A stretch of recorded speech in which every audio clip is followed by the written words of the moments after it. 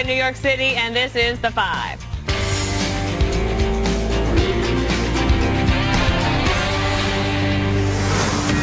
We begin with a Fox News alert. A powerful 7.0 earthquake causing what local authorities are calling major damage after striking just outside the city of Anchorage, Alaska. Trace Gallagher is standing by with the very latest. Trace. Dana, this was a big one. A number of roads in and around Anchorage have now been damaged, including the Seward Highway. If you show pictures, this is traffic backed up for several miles. The Seward Highway was shut down because of a rock slide.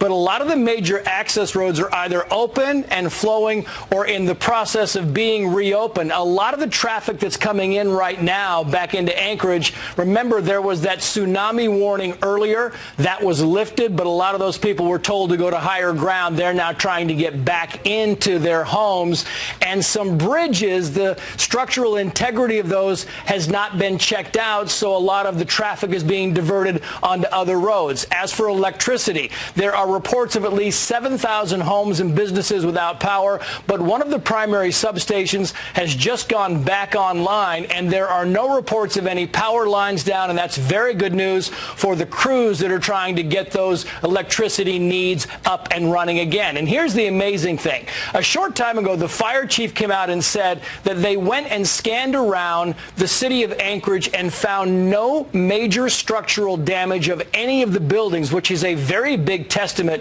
to the city's very strict building codes. We should also note that Alaska Airlines is now back up and running. It is the region's biggest carrier, and flights are now going back to and from Ted Stevens Airport. And the airport is really emphasizing to people that it is open again. Earlier, the roads to and from were closed, but now they're saying the roads to and from the airport are open. The airport is open. The bad news is that train service across most of the state is not operating. The good news is that in Alaska, most of the train service is freight. It's not passenger. This earthquake, imagine 7.0, stronger than the San Francisco earthquake, the Northridge earthquake, and the damage right now appears to be significant, but not devastating. Dana. All right, Trace, thank you for that report. Let's go to Rick Reichmuth. He's in the Fox Weather Center for more on this massive earthquake. Rick. Yeah, Dana, so they get a lot of earthquakes in Alaska. They also get a lot of really strong ones. Take a look at that first one. Prince William Sound earthquake in 1964. It was a 9.2. That was the second strongest earthquake we've seen anywhere on Earth, at least in recorded history. So they get very, very strong ones there. That last one here, the fifth one, the Unimak Island one, that caused a tsunami all the way into South America. So travels very far. The tsunami is not the case with this one. That is what we have, the earthquake there in the last 12 hours. Those yellow dots are the last 12 hours. The red dots, as we get a little bit closer, are within the last hour. And you get an idea of all of the aftershocks here we've had in the last 12 hours. Lots of them, some smaller aftershocks here just within the last hour. But the proximity to Anchorage is why we were so concerned about the potential damage from this, from a 7.0 earthquake. The first aftershock after that was a 6.6. Because of that, we did have a tsunami warning that came out here just across the Cook Inlet. That expired, though, so we're looking just fine with that. And as far as temperatures go, it is very cold right now. Temps into the 20s, 28 degrees, just about 2.5 hours more of daylight. Tomorrow, once the daylight comes back up, temps go up to about 40 degrees. Dana? Okay, Rick, thank you for that. You bet. And now to another story we're following. President Trump meeting with world leaders during a high-stakes G20 summit. President Trump set to face off tomorrow with his Chinese counterpart amid rising trade tensions. And earlier today, Trump signing a possible NAFTA replacement with Mexico and Canada. The USMCA is the largest, most significant, modern and balanced trade agreement in history. All of our countries will benefit greatly. It is probably the largest trade deal ever made also. Many, many jobs are already planning to come back. Many companies are coming back. And we're very excited about that. Meanwhile, back home, the media and Democrats primarily focused on Michael Cohen's plea deal and developments in the Russia probe.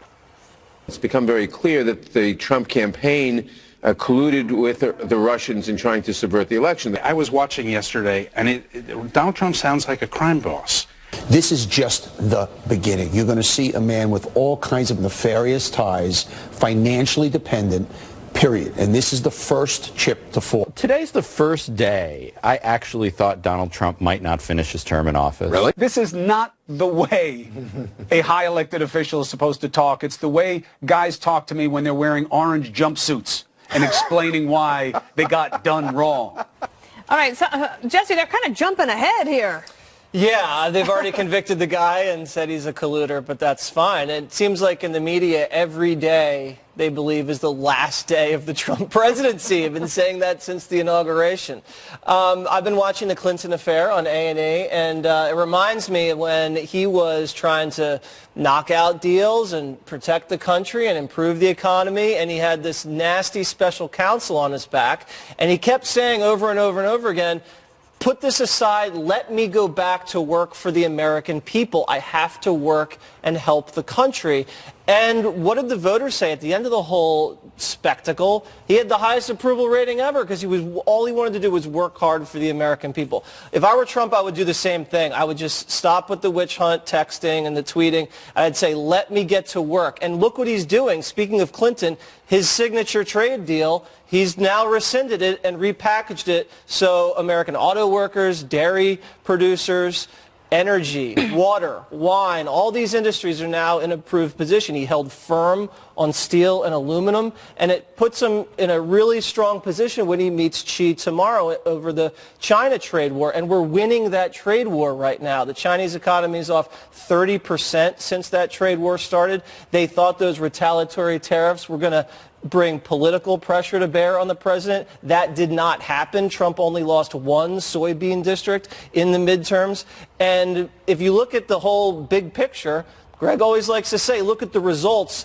The results are strong. You just have this really nagging special counsel on the other end, which makes his life miserable. I think Greg might have a metaphor of sorts. Yes, of course. Well, thank you for serving me up this wonderful opportunity. Might I use a metaphor? Yes, please. Trump is like an ice cream store with amazing flavors. You have wages and cream. You have gobzo jobs. You have economy crunch. You have optimism swirl. You have North Korea caramel.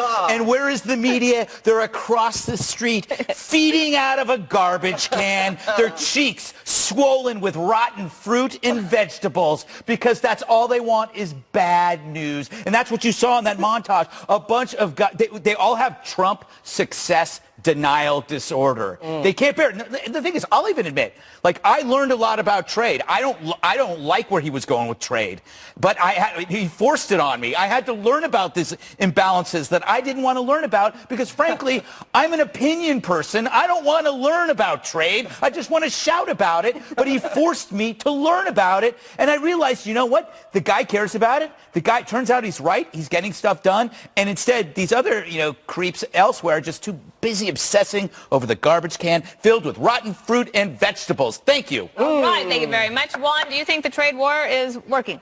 The trade war with China? Yeah. Well, obviously not. I mean, obviously you look at the stock market and, most of the gains for the year have disappeared. And obviously you have stuff like GM, 14,000 jobs. That's a lot of jobs, Dana. And you have things like Harley-Davidson, Carrier. They've left the country in terms of jobs. A great disappointment to President Trump. So I don't think it's working. The question is whether or not, as Greg was saying, you look at the China deal, is it the fact, or is it the case, maybe I meant Jesse. We look alike. You do. Is it possible that, in fact, China, whose economy is in a slump, is now on the defensive and more willing to deal with President Trump? We don't know that yet. In terms of the NAFTA deal, let me just point out that a good conservative organ like the Wall Street Journal said, this is just basically the status quo. It could have been worse given Trump's protectionist instincts. But you look at what is highlighted in terms of the NAFTA deal, and that is dairy farmers. And you say, well, is it a much better deal for American dairy farmers? Well, it's a 1% or a little less than 1% increase in the quota of American dairy allowed into Canada. But there is now a situation where Canadian prices can't be dumped. Canadian dairy can't be dumped in the United States. You know who likes that is Senator Chuck Schumer. Well, but the question is whether or not Schumer and the Democrats approve of this deal. And we won't know that for a while. Emily, I'll give you the floor. You can talk about anything that you'd like. Okay, then I will start by saying I really appreciate your University of Washington Husky tie. Is that what it is? A shout out to us winning the Pac-12 championship. Go Thank you Huskies. for that. On Chuck Schumer, I will say that he obviously voted nay in 1993 against NAFTA. And what's happened since? What have we heard from him since? More shouting about it without substance. No offense that I just pointed to you when I said that. So from him coming forward and saying, now this isn't doing us any good. He doesn't make any reference to the Class 7 pricing system being gone in Canada and what things are achieved. And for me as an American citizen, I don't understand why compromise hasn't been achieved this entire time, hasn't been reached. I don't want my elected officials to be standing and shouting for 20 years without anything accomplished, because it's compromise that we are all sending them there for, because otherwise they're not serving us and there will be absolutely nothing gained. On China, I think that obviously the trade war is significant and there needs to be more leverage gained and mentioned of the IP theft going on, the erosion of quality, and also they're flooding our country, frankly, with illicit drugs. There's a lot of talks about southern border physical penetration. It's also happening in the air supply and with the mail system. So I think there's overarching issues that need to be included in that conversation. But certainly, again, those elected officials, they need to be a little bit more than whiners. Okay, and a last word to Jesse. Yeah, just quickly with Juan's comment, I have to respond on the economy and the stock market. I know you're weeping about your 401k, Juan, but well, I just worry about you, Jesse. You're a young fella. I know. Thank you for saying that. Yeah. It's the makeup. If you think about you said the stock losses, you know, that we're back to square one since the beginning of the year. I mean, I think we know why that happened. The tech sector's not doing well, and the Fed has been jacking up interest rates. And what did the president do? Jacking up interest rates? He jawboned down the Fed, and now Powell has a much more dovish approach, which is why the market ripped this week, because he came out with comments, and it hinted that he was going to take a more dovish approach and not raise rates as much as he was indicating. That's why you saw the big jump in the Dow. Okay. And he's jawboned the Saudis into cutting production, which is why price of oil went from $70 a barrel to $50 a barrel. You know what? I would respond. Economic I'm not allowed.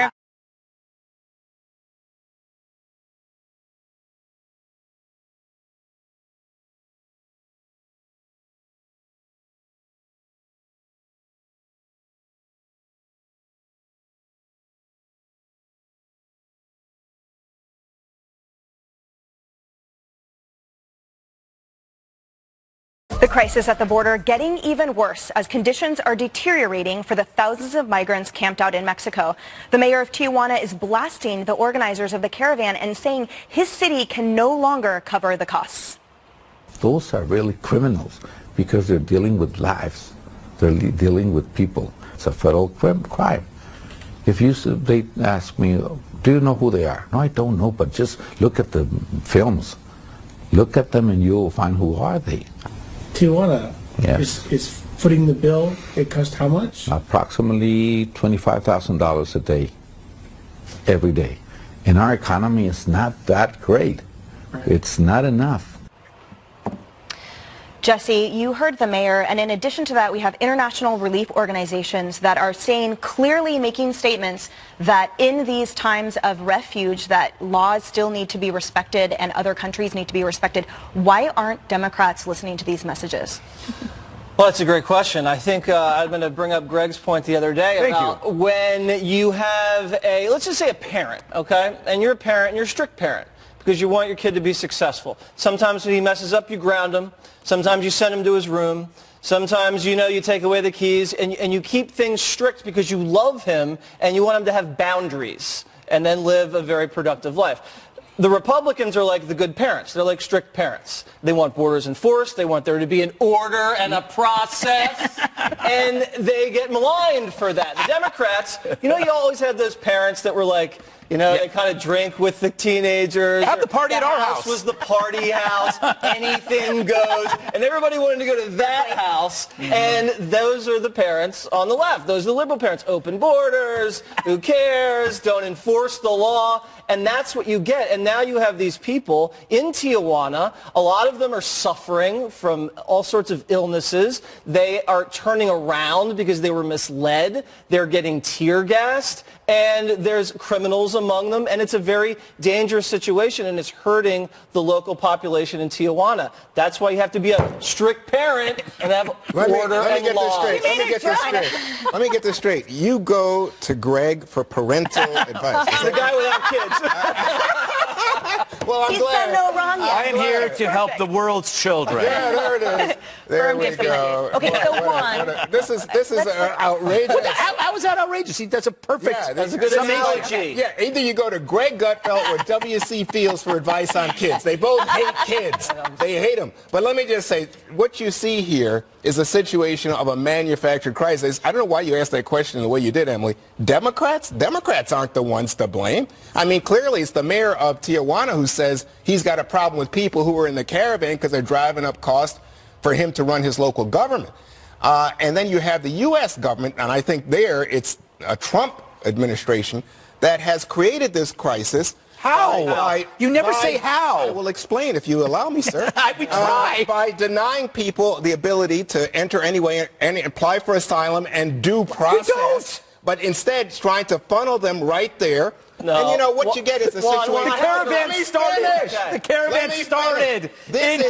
This is a situation, by the way, that you can go back to 1975. Tens of thousands of Vietnamese coming over here. What did we do? We opened Camp Pendleton. We opened more capacity, more courts, so that we could orderly handle it. Instead, they were refugees from a war. We put people in a situation that is absolutely degrading to them, so much so that they people are coming. It's an orchestrated march. Well, and they were not. How did Trump funnel them to Tijuana? He says he's not. That's not a fact. That's exactly they chose not to go to the Texas border because they thought they would receive tougher treatment at the Texas border. So they went to a softer place. They were told in Southern they are California. not allowed to enter, which is the law, by the way, due process. They're told, no, you cannot enter anywhere. You must enter It's funny hearing a Democrat talk about due process. Oh, yeah. You don't they didn't want it for Kavanaugh, but they want it for the migrants. Yeah, your talking point has been turned on its head by our great daddy Greg. You know what I think is? I think it is time for a new word. The problem here is it's not a caravan.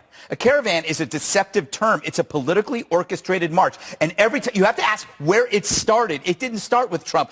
This was a test of the border. It was a test to see what would happen. And if we didn't react a certain way, another one would come. And if we let that one, then another one. So it was obviously you have to put your foot down. And by the way, I've never been to Tijuana, but they have their hands full with us. They have obnoxious spring breakers and bachelor parties. We're bad enough. They don't need any more groups of young males coming there and putting pressure on their fragile economy. Well, in fact, they do because they need workers. But here's the thing about... But he did... I take the word of the mayor, Juan. No, he's obviously very upset. No, but I'm saying the mayor's upset because it's cost, because it doesn't have any added cost. But when you look at this situation, you guys need to not be so self-referential. It's not just about us. I think it's also about people who are suffering. I'm compassionate, Juan. I'm so compassionate. Let's let Dana unbelievable. Dana, tomorrow the president-elect of Mexico actually officially assumes office. Right. So, and he's been a mayor of a large city. He was the mayor of Mexico City. What steps does he take moving forward? What is his game plan working with the mayor? Well, he already has. I think one of the most important things he has to do is have a good relationship with President Trump, but that's already underway. And then I think that what the mayor is asking for is possibly some help from the United States financially, because $25,000 a day, like that is a lot for Tijuana, but also you have a possible health crisis on your hand with the unsanitary conditions, TB. This is a problem that Tijuana cannot handle on its own. So I think that would probably be the most important thing if we were choosing something. Thank you for that. Thank you. A top Obama ally with some tough words for Democrats, getting all excited over Beto O'Rourke. I feel like we lost. That's why Moments ago, President and First Lady Trump's arriving at the G20 dinner. In a few more minutes, we're also expecting this year's family photo, and we'll bring it to you live right here on The 5.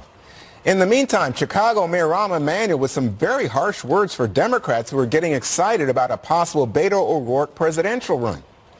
If Beto O'Rourke wants to go and run for president, God bless him. He should put his hat in and make his case. But he lost. You don't usually promote a loser to the top of the party. He doesn't like him.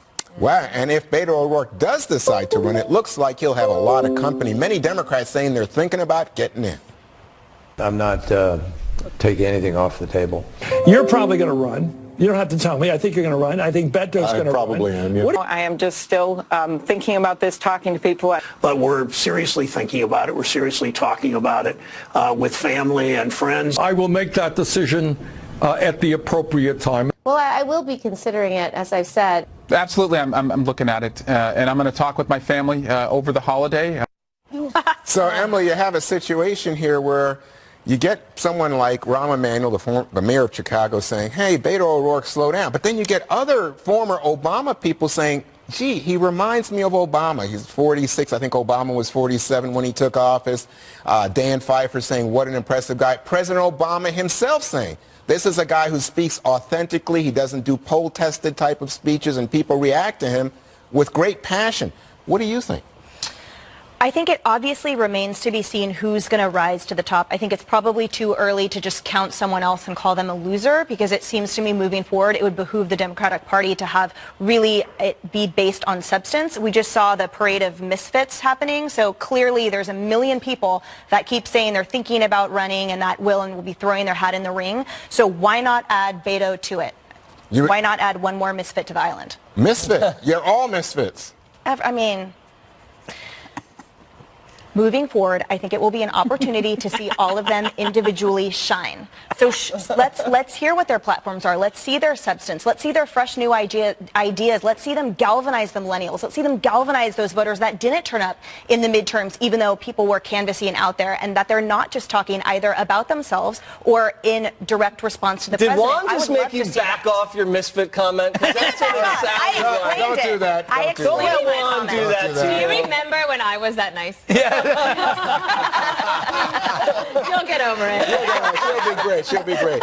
So, Jesse, you have a situation here where it's potentially the case that people who are Obama loyalists are split between Joe Biden, who is currently the #1 pick of Democrats to be the nominee, and someone like a Beto O'Rourke. That's a really good point. I think you're right about that. And it looks like Rahm falls into the other camp. He looks like he's a Beto hater.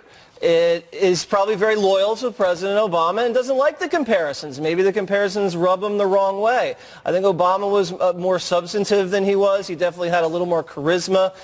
They both have similar kind of grassroots appeal, very handsome and articulate. But I just don't see Beto catching the fire the way Obama did. I think he's too young, he's too green, and I don't think he has the sharp elbows. Remember, Obama was pretty strong in those debates, and he had a pretty sharp tongue. I think Beto's too nice. I will look at some of those other candidates. Julian Castro, he's got a good look. I think he could definitely go far. And Sherrod Brown, or Sherrod Brown, whatever his name is, he's got that gravelly voice that kind of people listen to, so he could go far. But there's going to be so many Your in-depth analysis is amazing. It's very superficial. No, but this is Jesse's theory that good-looking people go farther in life. That's right, Greg. That explains where I am today. You were bullied for it earlier, remember? You said you were bullied for your good looks yesterday. That's so which true. is it? You know, Is it it's a burden that I bear. It is a burden that I bear. And I just will say one thing. If there's going to be so many candidates, there's not going to be enough money to go around. So these guys are going to just drop out after the first couple debates if they don't raise any money. So, Dana, I won't respond to Jesse because I think it was 17. But I wanted to say, go ahead, because I was going to ask you a question. I would say a couple things. Well, one, like before Rahm was an Obama guy, he was a Clinton guy. And the thing about Rahm Emanuel is he knows how to win. So when the Democrats beat back the Republicans in 2006 in that midterm, Rahm was in charge of that. That's true. And so then he goes and he's won twice in Chicago.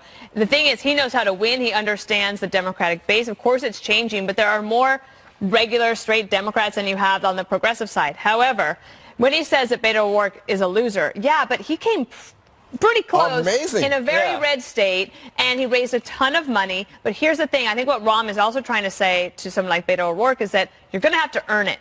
You're not just going to be, it's not just going to be handed to you. You're going to have to come and court us and see if we will actually get on your side. That's a great point. Thank you. I thought I was so. So, hey, Greg, I want you to have some fun with something. Yes. So here are how the Democrats, you know, this, what do you call them, misfits? This lot of misfits, according to our pal, is going out and writing books. And the one book by Elizabeth Warren is called The Fight Is Our Fight. The book by Kamala Harris, The Truth We Hold. The book by Bernie Sanders, Where We Go From Here. I guess we can be expecting books from Cory Booker, Amy Klobuchar. Cory Booker should have a Booker. Yeah, there you know, Elizabeth Warren missed her title should have been No Reservations. Oh. You know, this is not an election right now. It's like a weekend 5K fun run. You know, there's a whole motley crew of people showing up. There's about 150 of them. About 90% of them are not going to make it. Beto is cursed to be the one that showed up too early and is being talked up too early. It's like the first one interviewed at a beauty pageant. But that means that he should run this time, because if you wait too long, just like with Elizabeth Warren, she should have run this last time. She's not. Now it's passed her by. But Beto O'Rourke, maybe he's got to seize the moment. I don't know. You don't know. Hey, so by the way, since all these Democrats are misfits and misbegotten to Emily and Greg, what happened? What did you say about those 17 that were running? No, I mean, no, that's what I've always been consistent in this, is that what you will run the risk of having so many people that you have a contrast between similarities and one unusual person. Right. So what happened with Trump is you had 16 similarities, even including the women, but they were politicians, and then the one non-politician stood out. Yeah. So if they have 20 people, 19, 15 people. So who's the one? I think it's Mark Ruffalo. Oh, Mark Ruffalo. That is my prediction, that he's going to run as a progressive candidate, and he's going to win the nomination because he's a great Hulk. Wow. He's the only likable progressive. I hope you have a good weekend, man, and calm down. All right, Knickers, the giant cow, may have some competition. And is Delta Airlines going too far with its new facial recognition technology? All of that, so much more. Stay with us.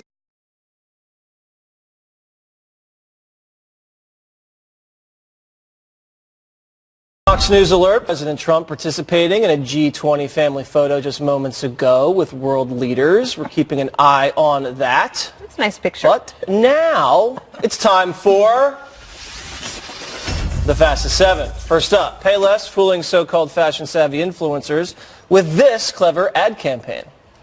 We built a fake luxury store in Los Angeles and filled it with Payless shoes.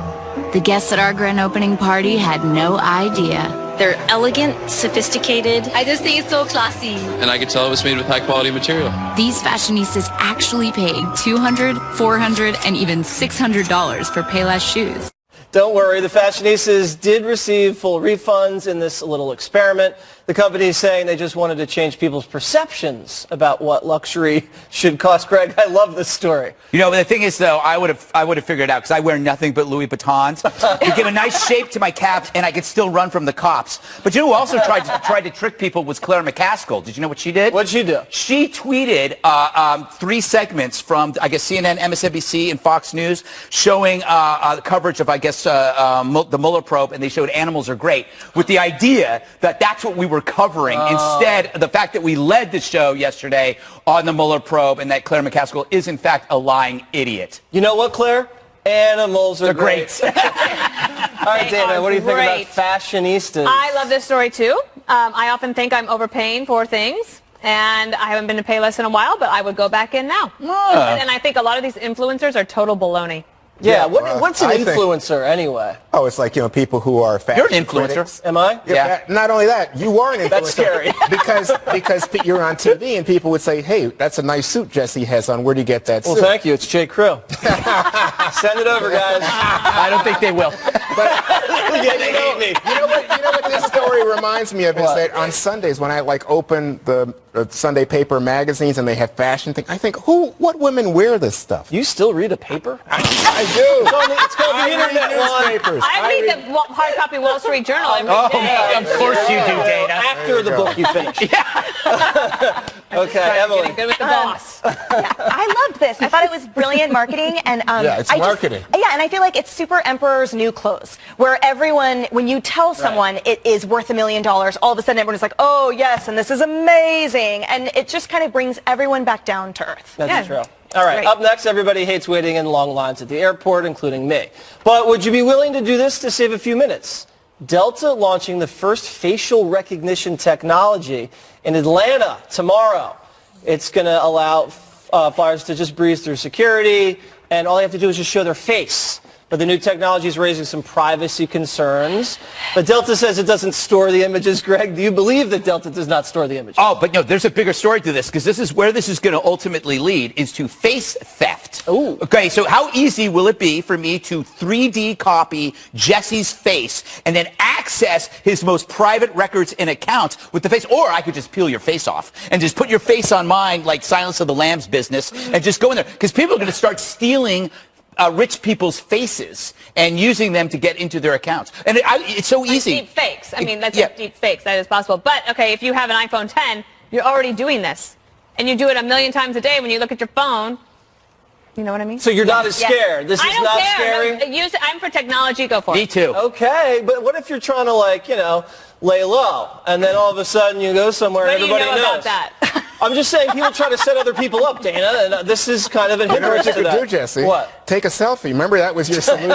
Take selfies. Before I go through security, it's me. You know, look, already, by the way, they've caught like 2 or 3% of people who didn't have the right passport, and they were criminals. So, I mean, it works. But I would say I'm with Dana. I think anything to get me through an airport faster, I'm saying And this go is for supposed to shave off how many minutes? 9. 9? So That's I'll valuable. take those 9 minutes. Yeah. Sure. I mean, and I'm sure in the aggregate, too, that's a lot. But I also think the downside potential is pretty huge here. And from what I understand... What is the downside? Well, from what I understand, a lot of facial recognition technology has issues identifying people of color. That there is not only the storage aspect, but the hacking aspect. The fact that you're going from the curb to the plane without showing your passport at all. Would it be worth your 9 minutes back to know that there were multiple checkpoints so that you were safe on your plane? Oh, wow. Way to bring it down. So, way to You know what I'm down. worried about? The deep state. That's what I'm worried about. Smoking like a Trumpian. Already. The deep face. And I will say, there's a lot of people working on facial recognition technology. Working on facial recognition technology that have voiced concern over this kind of technology. What did he do to you? Bunch of misfits. What did you do? Bunch of misfits. All right, and finally, move over, Knickers. Oh, wow. You like that one, Greg? No, the massive 6'4" I would never have done that. cow making headlines around the world apparently has some competition. A Canadian farmer claims his own so-called gentle giant named Dozer is an inch taller. Wow. What if these are real? Wait. What if these are just really small people? Well, I mean, this could be a total next to that. Well, no, exactly. But here's my thing. I would rather have, forget big bovines. I would rather have little tiny genetically engineered cows, so like they could be in your house. Like you could be sitting on the couch, you go, "Hey, Bessie," runs up, jumps on there, and you squeeze out some milk. Just look at you have a glass of milk right there, just all the time. Would you do that? Yes, Would you milk your own cow? little genetically engineered baby cow in your house, and you just have milk whenever you want. Do you remember when you had to milk that goat at the event? Yeah. Why go out for milk when you have the cow at home? Perfect, Greg. I just love that they were saved. Both of these cows were saved. I think we should reconsider that. Does that analogy have a different meaning? I don't know. Never heard of it. Never heard of it. I ran think that's straight through about it. human relationships. Oh, I'm Human thinking about relationships. milk one. All right. Yeah, I love that both of these cows were saved, basically. Both of them were slated to be, I almost said massacred. Hurry up! You know and what? they were saved. Their lives were saved, and I appreciate that, and I like that it's a gentle giant. I think that's sweet. Also, I think that Oh my God, you've had so much coffee. How much coffee did you drink? Do you know what's going on? Just a little Do you bit. know what's going on? What? They are hazing you. No, she's Did I pass? She's Am the I fastest initiated? talker on the planet, and to prove it, I don't care if this bites into fan mail. Just read one paragraph. Read right, it's from the Pence book. This is Charlotte Are you Pence's kidding me? book. Which Here are you two go. previous songs that Dad Mitchell's and Jumps running are two pairs dangerously before he left me studying the back Oh, my God. This is like those ads for drugs, you know, at the end of the drug ad. I wait for them my morning when I was in panic. I'm sorry. Our neighbors with them, these are drapers, and we'll be sorry if a few home cooked meals over to them at that famous hospital. Oh my God.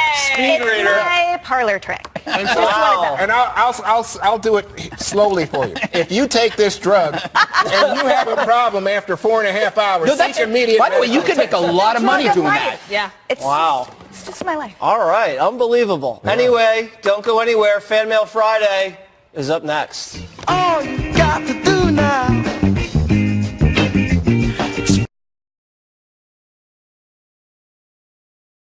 Fox News alert, President Trump participating in a G20 family photo just moments ago with world leaders. We're keeping an eye on that. That's a nice picture. But now it's time for The fastest 7. First up, Payless fooling so-called fashion-savvy influencers with this clever ad campaign.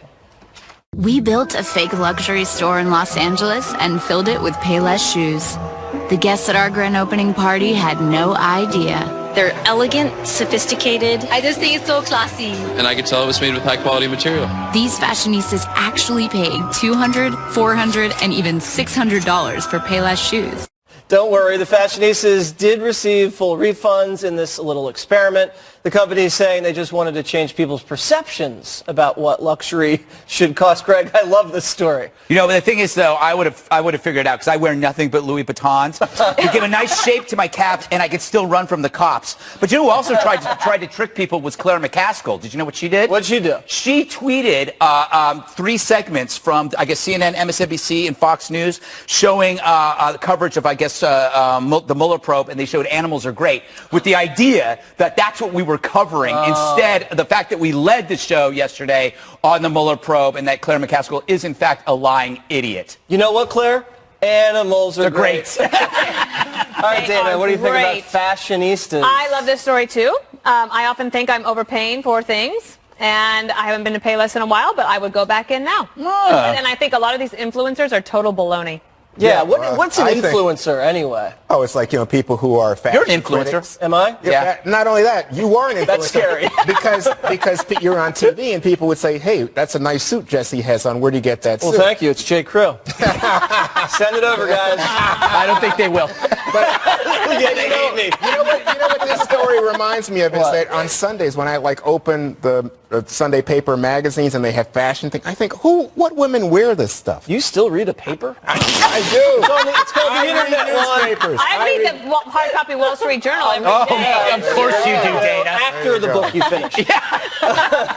Okay, Emily. Getting good with the boss. I loved this. I thought it was brilliant marketing, and it's marketing. And I feel like it's super Emperor's New Clothes, where everyone, when you tell someone it is worth $1 million, all of a sudden everyone's like, oh yes, and this is amazing, and it just kind of brings everyone back down to earth. That's true. All right, up next, everybody hates waiting in long lines at the airport, including me. But would you be willing to do this to save a few minutes? Delta launching the first facial recognition technology in Atlanta tomorrow. It's going to allow flyers to just breeze through security, and all they have to do is just show their face. But the new technology is raising some privacy concerns.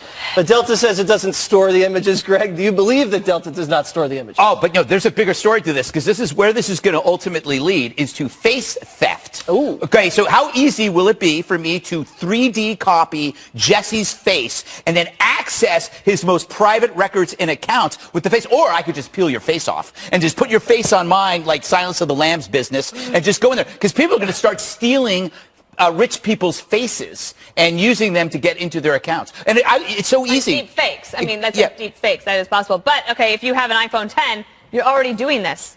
And you do it 1,000,000 times a day when you look at your phone. You know what I mean? So you're not as scared. This is not scary? No, use it. I'm for technology. Go for it. Me too. Okay, but what if you're trying to, lay low, and then all of a sudden you go somewhere and everybody knows? About that? I'm just saying people try to set other people up, Dana, and this is kind of an hindrance to that. You know what you could do, Jesse? What? Take a selfie. Remember that was your solution? Take selfies. Before I go through security, I'm right. It's me. Look, already, by the way, they've caught like 2 or 3% of people who didn't have the right passport, and they were criminals. So, it works.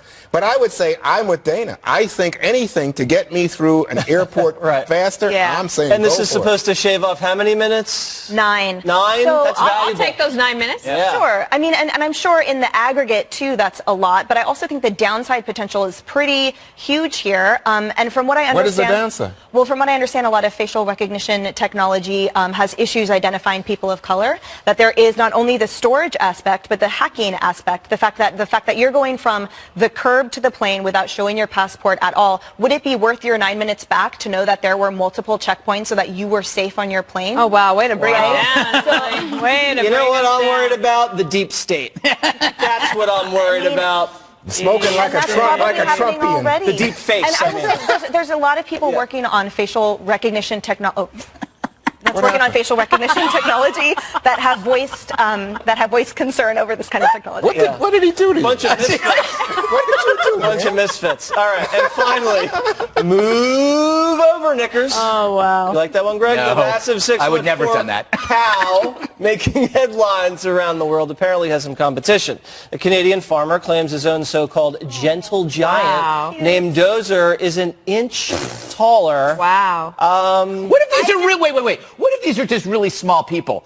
Well, I mean, this could be a total next skip. to that. Well, no, exactly. But here's my thing. I would rather have, forget big bovines. I would rather have little tiny genetically engineered cows, so like they could be in your house. Like you could be sitting on the couch, you go, hey Bessie, runs up, jumps on there, and you squeeze out some milk. Just look at you have a glass of milk right there, just all the time. Would you do that? Yes, a little genetically engineered baby cow in your house, and you just have milk whenever you want. Do you remember when you had to milk that goat at the event? Yeah. Why go out for milk when you have the cow at home? Perfect, Greg. I just love that they were saved. Both of these cows were saved. I think we should reconsider that. Does that analogy have a different meaning? I don't know. Never heard of it. Never heard of it. I ran think that's straight through about it. human relationships. Oh, I'm Human thinking about milk one. All right. Yeah, I love that both of these cows were saved. Basically, both of them were slated to be, I almost said massive. Hurry up! You know and what? they were saved. Their lives were saved, and I appreciate that. And I like that it's a gentle giant. I think that's sweet. Also, I think that. Oh my God, you've had so much coffee. How much coffee did you drink? Do you know what's going on? Just a little Do you bit. know what's going on? What? They are hazing you.